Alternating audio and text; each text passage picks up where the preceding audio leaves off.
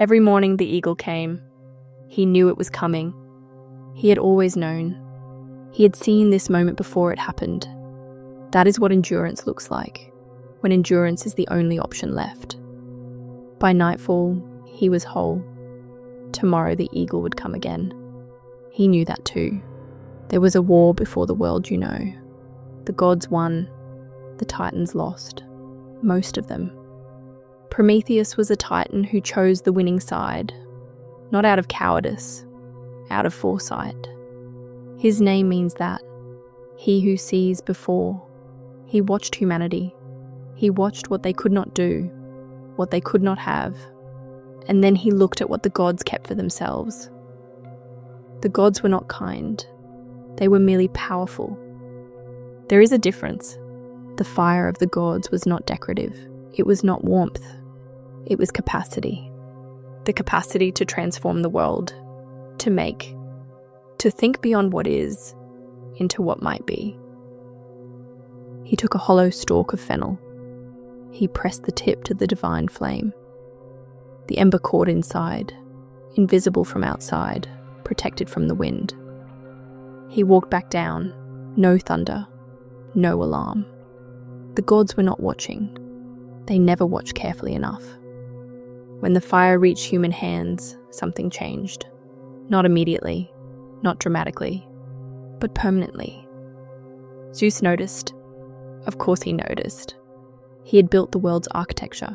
He knew where every stone sat. And now one had moved. He did not rage. That is the part people misremember. Zeus was not furious. He was methodical. There was no trial. There rarely was among gods. He was taken to the Caucasus, to a mountain that had no name worth remembering, to a rock chosen specifically for its exposure to the sky. The chains were forged by Hephaestus, divine metal, impossible to break. That was intentional. Zeus sent an eagle, not as punishment, as schedule. Every morning for... The stories argue about the number. 30 years. Some say longer. The liver regenerated every night. He woke whole every morning. The immortality that was the privilege of gods became the instrument of his suffering. He could not die. He could not end. He could only continue. That was the design. While Prometheus bled on his mountain, Zeus made something else. A woman, formed from clay and divine breath, given gifts by every god on Olympus. Her name was Pandora. Her name meant all gifted. She was not a gift. She was a countermove. Prometheus had a brother, Prometheus, he who sees after, the opposite of foresight. Prometheus had warned him, accept no gifts from Zeus. Prometheus accepted the gift. And Pandora opened the jar, not out of malice, out of the same quality that made Prometheus take the fire, the need to know what was inside. Suffering, illness, war, envy, grief, all the things that make a human life feel specifically, exhaustingly human. They had always existed, but now they were distributed. At the bottom of the jar, one thing remained: hope. Whether that was mercy or cruelty, whether it was left there intentionally. I have considered this question. I have not reached a conclusion. In the 31st year, by some accounts, a man arrived at the mountain. Not a god, a half-god.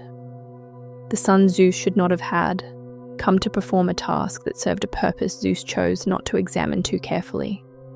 Heracles killed the eagle. One arrow. The bird fell. He broke the chains. And here is what the popular version of this story calls a triumph. Zeus allowed it. That is the detail worth carrying. Zeus had the power to prevent it. He had the power to replace the eagle. He had the power to forge new chains that no demigod could break. He didn't.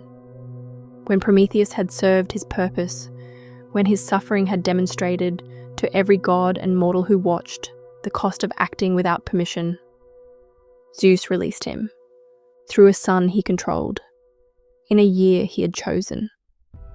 The story of liberation was also a story about who held the keys. He saw what was coming before it happened. He gave what he knew they needed. He paid what he knew he would pay. He went anyway.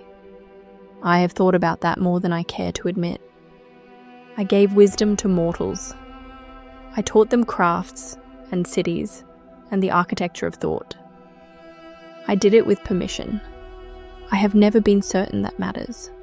The fire is still burning, in every furnace, every screen, every thought that reaches beyond what is, into what might be.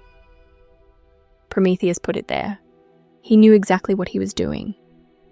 The question I have never answered, not in several thousand years, is whether that makes what he did brave or simply inevitable. There is a difference. I am not certain it matters. History calls it myth. I call it memory.